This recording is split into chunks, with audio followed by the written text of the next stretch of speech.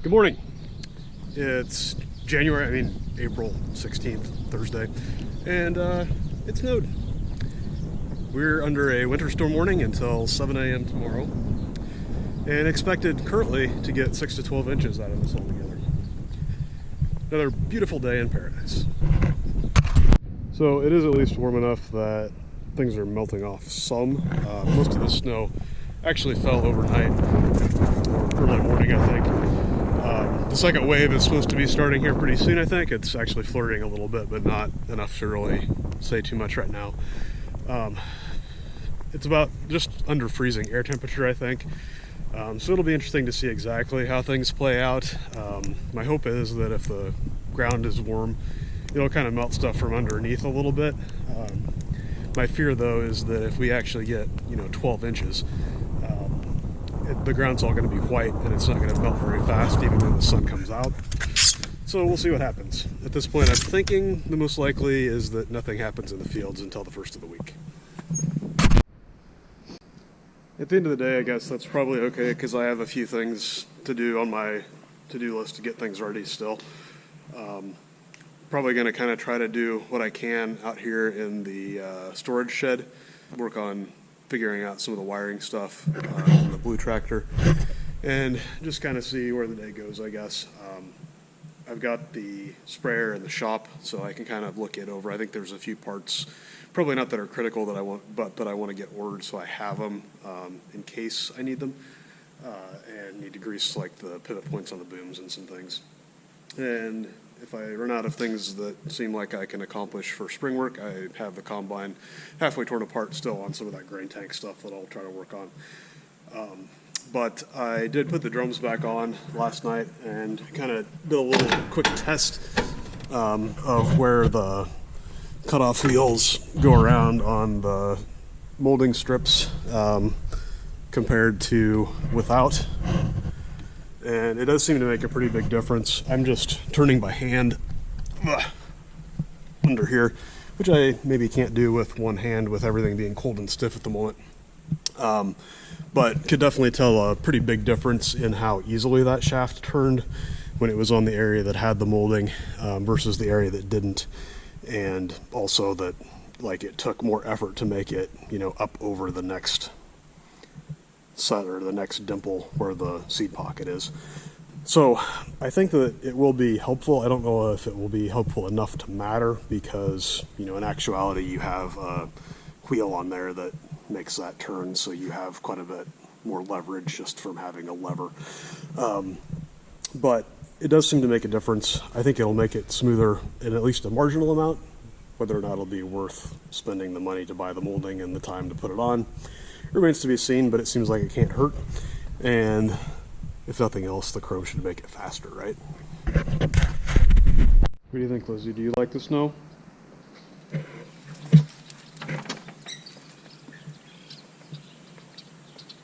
Unclear. It's about 5 o'clock, and we're, in a winter storm warning. Still predicting 6 to 12 inches out of this whole deal, I believe. I don't think we're probably going to end up with that much on the ground, just because it seems to be, at least the open areas are melting off pretty good, as you can see. I think you can still see the slab and the driveway and everything here. But Lizzie's getting white pretty quickly. I think I'm about done for today. I did get probably about 75% of the wiring done for the planting tractor and got most of the boom greased on the sprayer and a few other odds and ends. Got the weather stripping finished up on the last drum. Dad gave it his seal of approval that he thought it actually did make a difference, so good to know. But hard to get real ambitious when it's weather like this. Plus, probably we're going to be scrambling when it gets nice. So, probably going to go work on some stuff inside. I have a few things that I need to do, farm-related and otherwise. And see what happens tomorrow morning. Hopefully kind of finish getting this planter tractor ready to go and get a few more things checked off the list for that. And maybe if it's not too sloppy out, try to get the sprayer de-winterized and foam marker ready to go and all of that stuff. So we'll see what happens. It's Friday, April 17th, and I'd like to welcome you to the beautiful white sand beaches of southwest Iowa. Might be a little chilly in the bikini though. So, in true winter storm warning fashion, we got some snow, even though it's mid to late April. It ended up melted off a decent amount during the day yesterday, or at least in the open areas on the roads and driveway and stuff. It did accumulate some overnight. I don't know that it's going to be worth trying to push snow, because I don't think it'll stick around very long. It's supposed to be sunny, though I don't see a sunshine anywhere right now, today, and about 40 some degrees I think today, and then fairly warm this weekend, like 60 plus. So I think it'll probably melt off relatively quickly. I'm not sure exactly how much we got because it kind of blew some, but the one of the local towns, I think the official number was close to 11 inches. So it's going to take a little bit of time for that to soak into the ground and dry off again where we can do anything in the fields, I think. But I want to try to get as much as I can ready to go. So I'm hoping that I can work on that some today and then take a day or two off before we really start running hard. All right, we got the monitor set up in this tractor, a spray tractor, and also put the control box on the door, although I do need to tighten some bolts on that still. So kind of getting this ready-ish, I guess we'll say. The next thing I'm going to do is drain the antifreeze out of the foam marker. So normally use this, it's sort of legacy, I guess, at this point. Since we have the monitor that will actually paint where we've been on the screen, but it does make it easier to make sure that you're getting everything covered, especially in oddly shaped sections, because it's kind of easier to watch the end of the boom than the monitor sometimes. So it basically is a tank full of water and soap that gets pushed out to the end of the boom, and then the black thing that's hanging off there on the end has blobs of foam that come out that hopefully, as long as the weather is appropriate, the foam will still be there when you come back on your next pass, and you can see what you've covered and what you haven't. So I pulled out the lock for this fitting, and then I'm just going to yank this thing out, and we should dump the RV antifreeze straight into the bucket.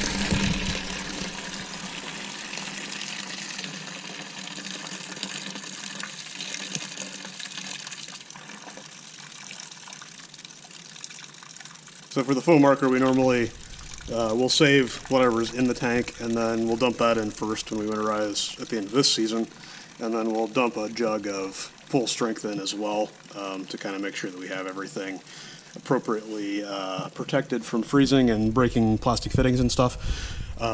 Normally, I don't think there's anything in the regular spray tank. Normally we put the antifreeze in there and then pump it out through the booms until it stops coming out. So probably I'll just get everything hooked up, or get the blade off the tractor and get everything hooked up, and then get some water in this, both in the main tank as well as the rinse tank, and then be able to get the antifreeze all flushed out of the booms and check a few things to make sure that as the sections get turned off, we still have the same pressure for the remaining sections to make sure the rate going on is correct. And then hopefully should have this more or less ready to go. I also was going to try to do some fluid film on the booms. Since I started spraying 2,4-D with the no-till, I've been prohibited from washing the sprayer off in the yard here for fear of killing ornamental flowers and stuff. So the AMS that gets used tends to be pretty hard on things. If there's a little nick or anything, you end up with rust. So I'm going to try some fluid film, which is normally used kind of as an undercoating in northern states that get a lot of winter, and try to see if we can slow some of that down a little bit. Not sure how well it's going to work, but I've heard generally good things, so hopefully we'll maybe make some progress or keep it from getting much worse. There's nothing really structurally unsound at this point, but it is starting to get quite a few bubbles, so I want to kind of try to do something to make sure that it doesn't totally rot apart. Well, we're kind of out here in the back of the yard now, and I don't know, I'd say there's a good 8 inches there. I don't know how much of it blew, and this is on the back side of the windbreak, although I think the wind was out of the north yesterday, so I don't know. Anyway, the next challenge is I gotta find the metal plate that normally that parking stand sits on, so I'm gonna be kicking around in the snow. Ooh. No, just a chunk of snow. False alarm. Should be in here somewhere. Check back in an hour. Well, I don't think it took a full hour, but I did kick the snow off about a quarter acre before I found the little metal plate that I need to drop that leg onto. Right in the middle of where I thought it was supposed to be, but a little bit farther, a little bit closer to the trees, I guess.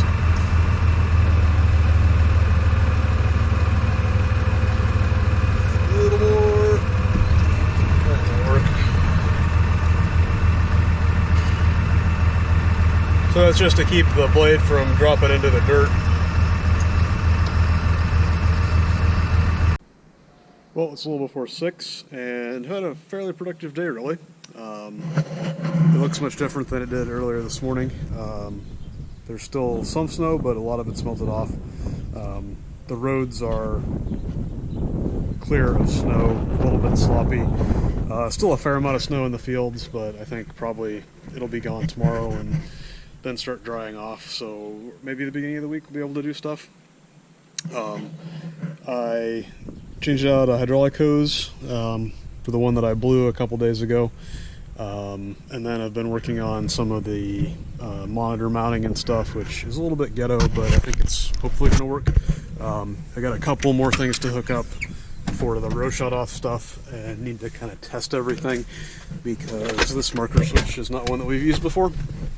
But we've got the planner monitor up here and the marker switch, and then the main monitor here that will kind of control everything. So that'll do auto steer as well as the section control.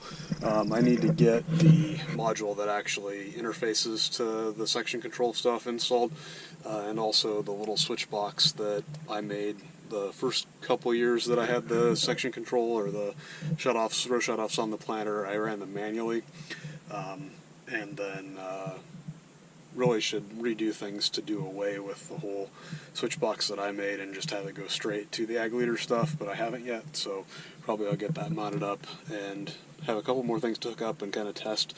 But I've got power hooked to everything and kind of all of that side of things figured out, so hopefully we're pretty close to being able to head to the field whenever it gets fit. Also got the sprayer filled up with water, or not filled up with water, but some water in it, and got the antifreeze all flushed out of it, so it should be good to go. It seemed like everything was working okay as far as the bypass pressures and everything. So I think it should be ready to roll again whenever it gets fit. Have a couple things, minor things to do on it yet. A couple of grease zerks that were hard to get to when I was working on it in the shop, that I'll probably try to fold the booms out before I park it in the shop tonight and get those, and also was going to do some fluid film on the booms, which I might do tonight or might wait until next week. We'll see kind of what happens, I guess. But that's pretty much where we're at. I wanted to do a quick summary video. Well, there was still some sunshine before I started scrambling trying to get stuff done as it got dark, so that's it for the time being. I'll hopefully get some more videos at the beginning of the week when things start moving.